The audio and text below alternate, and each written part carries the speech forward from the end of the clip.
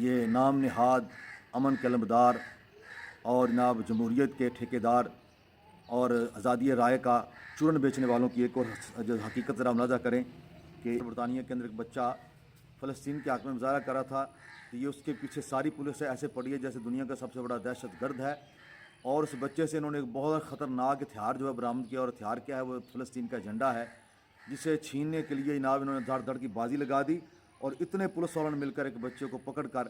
اور اسے جناب وین میں ڈال کر اس سے ایسے جناب سے فخر کر رہے ہیں جیسے انہوں نے دنیا کا بہت بڑا دہشت گرد پکڑ لیا ہے۔ تو ساری دنیا کو امن کا درس دینے والے اور جمہوریت کا درس دینے والے اور یہ کہنے والے کہ آزادی ہزار راہ سب کو ہے، تو یہاں پر آ کر ان کی جب اپنی پھٹتی ہے نا جی، تو پھر سارے اصول بھول جاتے ہیں، سارے ان کے اصول قاعدے جو ہیں ختم ہو جاتے ہیں۔ میرے بھائیوں، یاد رکھنا یہ یورپ ہمیں دکھاتا کچھ ہے اور کرتا کچھ ہے۔ خدا را ان کی باتوں پر اپنے آپ کو قربان کرنے کی بجائے مدینے والے کے فرمان پہ قربان ہو جائیں، اللہ اور اس کے رسول کی بات کو حق مانے، دنیا آخرت کی کامیابی ہے۔ اور واحد دین اسلام ہے، جو کہتا ہے وہی کرتا ہے، جس چیز کی تعلیم دیتا ہے اسی پر اپنے ماننے والوں کو پابند بھی کرتا ہے، اور صحیح معنوں میں اسی مسلمان گردانتا ہے جو اسلام کا پورا اسلام کو فالو کرتا ہے۔ تو اسلام ہی سب کے تحفظ کا جو ہے وہ خیال رکھتا ہے، اور اسلام ہی سب کو آزادی ظاہر رائے کا جو حق دیتا ہے، لیکن مرتبے اور مقام کے حساب سے۔